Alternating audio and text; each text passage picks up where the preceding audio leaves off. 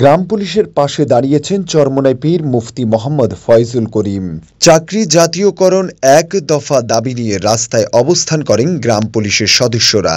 দিনরাত 24 ঘন্টা দায়িত্ব পালন করেও ন্যায্য অধিকার থেকে বঞ্চিত হন বলে অভিযোগ করেন গ্রাম পুলিশের আন্দোলনকারী সদস্যরা। এই দাবি আদায়তে তারা রাজপথে আছেন বলে জানান। রবিবার 8 আগস্ট কাকরাইল মোড় সড়ক অবরোধ করে বিক্ষোভ মিছিল করেছেন গ্রাম পুলিশের সদস্যরা। রাত 9টা পর্যন্ত তারা এই অবস্থান কর্মসূচি পালন করেন। বিকেল 5টায় ইসলামী আন্দোলন বাংলাদেশের নায়েবে আমির মুফতি মোহাম্মদ ফয়জুল করিম গাড়ি নিয়ে যাওয়ার পথে গাড়ি আটকে দেয় গ্রাম পুলিশ। কিন্তু যখনই গাড়ি থেকে নেমে আসেন চরমোনাই পীর মুফতি মোহাম্মদ ফয়জুল করিম, তাকে দেখে গ্রাম পুলিশের সদস্যরা দৌড়ে এসে জড়িয়ে ধরেন। কেউ বা পায়ে পড়ে কান্না করতে থাকেন। চরমোনাই পীরের কাছে দাবি জানান। এ সময় মুফতি ফয়জুল করিম বলেন, গ্রাম পুলিশের সদস্যরা ন্যায্য অধিকার নিয়ে দীর্ঘ সময় ধরে আন্দোলন করে যাচ্ছেন। এটি তাদের ন্যায্য দাবি। এছাড়াও তিনি বলেন, ন্যায্য যে দাবি আছে সেই দাবিগুলো মেনে নেন এবং আমাদের গ্রাম পুলিশকে জাতীয়করণের ব্যবস্থা করুন। আমাদের গ্রাম পুলিশ ভাইরা যেন দুমুটা খেতে পারে, মোটা কাপড় পরতে পারে, তাদের বাচ্চাদের গিয়ে চলাফেরা করতে পারে, এই ব্যবস্থা অবশ্যই সরকার করতে হবে। এর জন্য ইনশাআল্লাহ আমি এখানেই নয়, আমি আপনাদের পক্ষে সব জায়গায় আওয়াজ তুলবো, আপনাদের পক্ষে থাকবে ইনশাআল্লাহ এবং ইনশাআল্লাহ আপনাদের দাবির সাথে আমি একত্রতা ঘোষণা করলাম। ইনশাআল্লাহ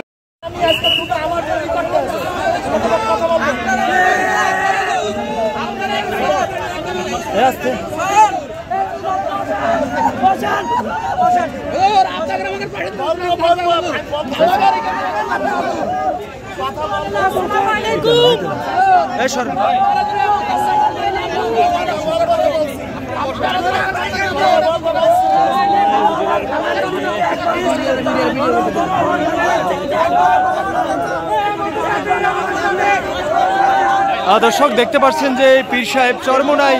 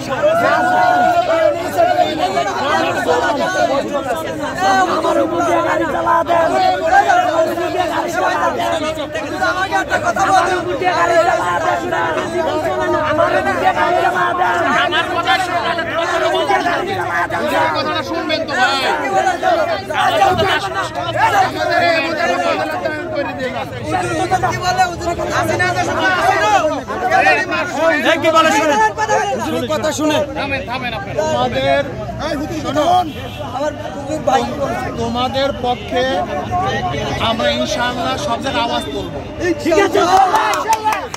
এবং শোনো ইনশাআল্লাহ আমাদের সাথে শীঘ্রই যারা উপদেষ্টা মণ্ডলী আছে তাদের সাথে বৈঠক আছে। এই বৈঠকে স্পেসিফিক ভাবে আমরা তোমাদের কথা উল্লেখ করব এবং আমরা বলবো আজকে যে গ্রাম পুলিশদেরকে যেই পরিমাণের বেতন দেওয়া হচ্ছে, এই পরিমাণের বেতন দিয়ে একটা সংসার চলতে পারে না